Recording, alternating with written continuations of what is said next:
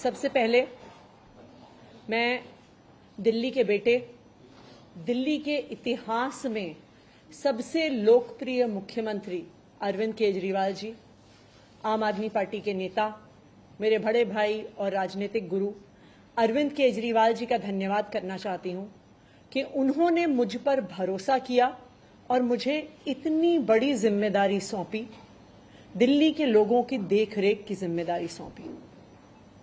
लेकिन आज मैंने मुख्यमंत्री के तौर पे शपथ ग्रहण जरूर किया है, लेकिन ये मेरे लिए, हम सबके लिए एक बहुत भावुक क्षण है जब अरविंद केजरीवाल जी दिल्ली के मुख्यमंत्री नहीं हैं। अरविंद केजरीवाल जी वो व्यक्ति हैं जिन्होंने पिछले 10 सालों में दिल्ली की तस्वीर को बदल डाला, जिन्होंने पिछले 10 सालों में दिल्ली की आम लोगों की जिंदगी को बदल डाला।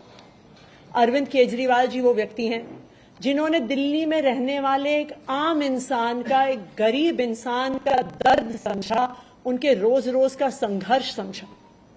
उन्होंने समझा कि एक आम परिवार के लिए किस तरह से अपना घर चलाना मुश्किल होता है। अरविंद केजरीवाल जी वो व्यक्ति हैं जिन्होंने दिल्ली वालों को फ्री बिजली दी, 24 घंटे बिजली दी। अरविंद केजरीवाल जी वो व्यक्ति हैं जिन्होंने दिल्ली के सरकारी स्कूलों में पढ़ने वाले बच्चों का भविष्य बदल डाला, उनको जिंदगी में एक नया अवसर, आगे बढ़ने का अवसर दिया। अरविंद केजरीवाल जी वो व्यक्ति हैं जिन्होंने दिल्ली की महिलाओं को शिक्षा में, रोजगार में आगे बढ़ने का मौका दिया, फ्री बस यात्रा देके।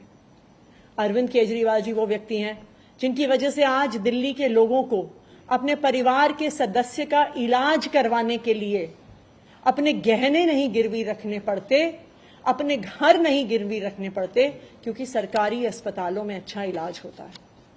तो जब अरविंद केजरीवाल जी दिल्ली के मुख्यमंत्री नहीं रहते तो ये हम सब के लिए एक बहुत मुश्किल और एक भावुक घड़ी। आज क्यों अरविंद केजरीवाल जी दिल्ली के मुख्यमंत्री नहीं हैं? क्योंकि भारतीय जनता पार्टी की केंद्र सरकार ने अरविंद केजरीवाल जी के खिलाफ षड्यंत्र रचा, उन पर झूठे मुकदमे लगाए, उनको इन झूठे फर्जी मुकदमों में गिरफ्तार किया, उनको 6 महीने से ज्यादा जेल में रखा, उनको तोड़ने की, उनको दबाने की हर संभव कोशिश करी। लेकिन अरविंद केजरीवाल जी टूटे नहीं, अरविंद केजरीवाल दबे नहीं। अरविंद केजरीवाल जी को सुप्रीम कोर्ट ने जमानत दी, एक ऐसे कानून में जमानत दी जिसमें पीएमएलए में जमानत मिलना लगभग असंभव होता है, और सुप्रीम कोर्ट ने ना सिर्फ उन्हें बेल दी, बल्कि बेल देते हुए केंद्र सरकार के मुंह पे तमाचा मारा और कहा कि अरविंद केजरीवाल जी की गिरफ्तारी एक दुर्भावना के तहत हुई थी।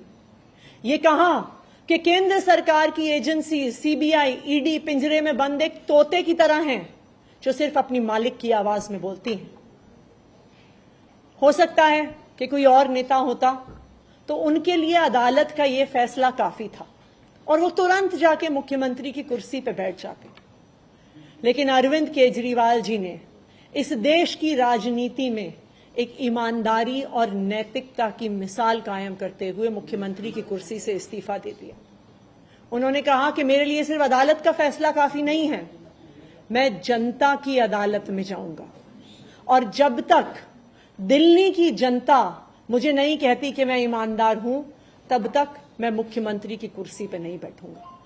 मुझे नहीं लगता कि इस देश के इतिहास में या शायद इस दुनिया के इतिहास में ऐसा कोई नेता रहा होगा, ऐसी ईमानदारी और नैतिकता की मिसाल रही होगी जो आज अरविंद केजरीवाल ने देश और दुनिया के सामने रखी है। अब हम सभी दिल्ली वालों को मिलकर एक ही काम करना है, अरविंद केजरीवाल जी को फिर से फरवरी में होने वाले चुनाव में दिल्ली का मुख्यमंत्री बनाना है। अगर दिल्ली के लोग अरविंद केजरीवाल जी को दिल्ली का मुख्यमंत्री नहीं बनाते तो जो फ्री बिजली आज दिल्ली वालों को मिल रही है, भारतीय जनता पार्टी अपना षड्यंत्र रच के उसको खत्म कर देगी। जो सरकारी स्कूल अरविंद केजरीवाल जी ने सुधारे हैं वो फिर से बदहाल हो जाएंगे, मोहल्ला क्लिनिक बंद हो जाएंगे, अस्पतालों में इलाज बंद हो जाएगा, महिलाओं की फ्री बस यात्रा बंद हो जाएगी। तो 2 करोड़ दिल्ली वालों को मिलकर फिर से अरविंद केजरीवाल जी को दिल्ली का मुख्यमंत्री बनाना है। अगले 4 महीने के लिए मेरा यही काम रहेगा कि जो दिल्ली वाले परेशान रहे पिछले 1-1.5 साल में, जब से भारतीय जनता पार्टी का षड्यंत्र शुरू हुआ, जब से भारतीय जनता पार्टी ने एक एक करके हमारे नेताओं को जेल में डालना शुरू किया, जब से भारतीय जनता पार्टी ने एक एक करके हमारे मंत्रियों को जेल में डालना शुरू किया, जब से भारतीय जनता पार्टी के एलजी साहब ने दिल्ली सरकार के काम रोकने शुरू किए, आप देखिए पिछले 2 साल में भारतीय जनता पार्टी ने दिल्ली वालों को परेशान करने में कोई कसर नहीं छोड़ी। जब से अरविंद केजरीवाल जी जेल गए, दिल्ली वाले भी परेशान हुए। भारतीय जनता पार्टी ने दिल्ली वालों के पानी के बिल हम ठीक करना चाहते थे, उन्होंने उस काम को रोक दिया। भारतीय जनता पार्टी ने जो सड़क के रिपेयर के काम है वो रोक दिए। भारतीय जनता पार्टी और उनके एलजी साहब ने अस्पताल में मिलने वाली दवाइयां रोक दी, अस्पताल में और मोहल्ला क्लिनिक में टेस्ट रोक दिए, दिल्ली से कूड़ा उठना रुक गया। लेकिन मैं आज आपको आश्वासन दे रही हूं कि अब अरविंद केजरीवाल जी जेल से बाहर आ गए हैं और उनके मार्गदर्शन में दिल्ली में कूड़ा भी उठेगा, सड़कें भी ठीक होंगी, पानी के बिल भी ठीक होंगे, दिल्ली में जो सीवर की समस्या है वो भी ठीक होगी, जो दवाइयां नहीं मिल रही हैं उसको भी हम ठीक करेंगे।